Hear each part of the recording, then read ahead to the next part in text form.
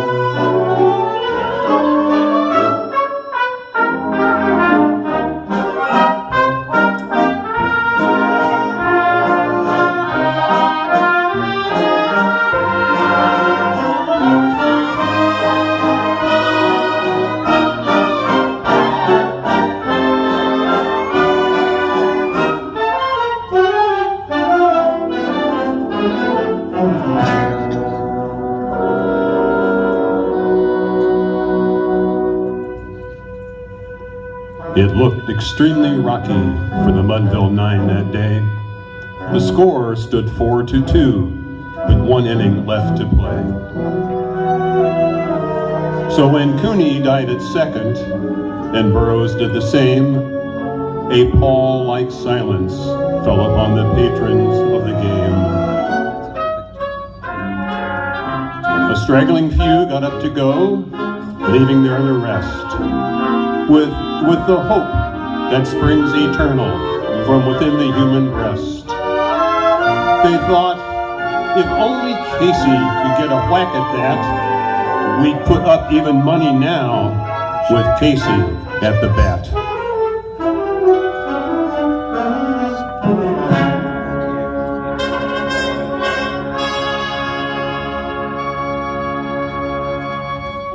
But Flynn preceded Casey, and likewise so did Blake.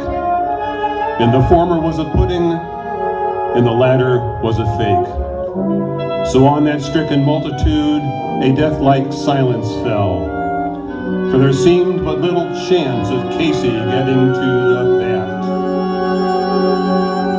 But Flynn let go a single to the wonderment of all, and the much blind Blakely tore the cover off the ball. And when the dust had settled and they saw what had occurred, there was Blakely safe at second and Flynn a hugging third. Then from the gladdening multitude went up a joyous yell. It bounded from the mountaintop and rattled in the dell. It struck upon the hillside and rebounded on the flat. For Casey, mighty Casey, was advancing to the bat.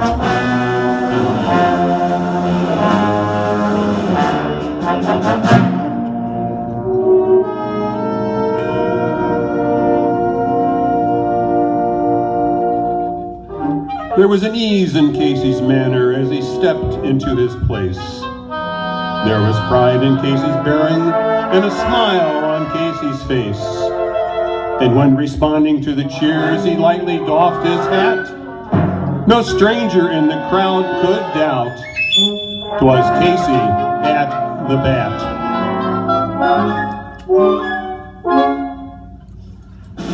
10,000 eyes were on him as he rubbed his hands with dirt. 5,000 tongues applauded as he wiped them on his shirt. And when the writhing pitcher ground the ball into his hip, defiance glanced from Casey's eyes, and a sneer curled Casey's lip. And now the leather-covered sphere came hurtling through the air, and Casey stood a-watching it in hearty grandeur there. Close by the sturdy batsman, the ball unheeded sped. "That ain't my style," said Casey. "Strike one," the umpire said.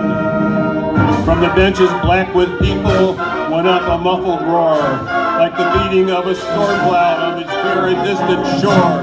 "Kill him! Kill the umpire!" someone shouted from the stand. And it's likely they'd have killed him had Casey not raised his hand. With a smile of noble charity, great Casey's visage shone. He stilled the rising tumult and he bade the game go on. He signaled to the pitcher, and once more the spheroid flew. But Casey still ignored it, and the umpire said, "Strike two." "Fraud!" cried the maddening thousands, and the echo answered, "Fraud." But one scornful look from Casey and the audience was awed. They saw his face grow stern and cold. They saw his muscles strain.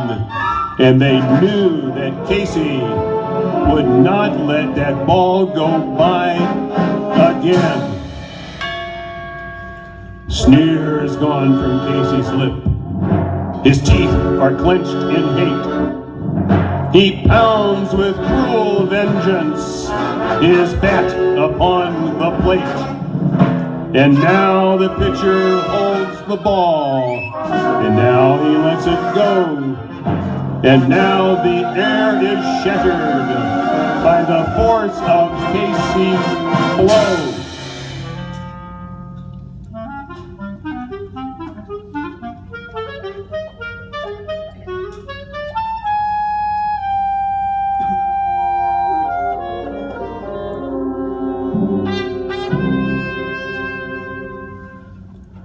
Oh, somewhere in this favored land, the sun is shining bright. The band is playing somewhere, and somewhere hearts are light. And somewhere men are laughing, and somewhere children shout. But there is no joy in Mudville, for mighty Casey has struck out.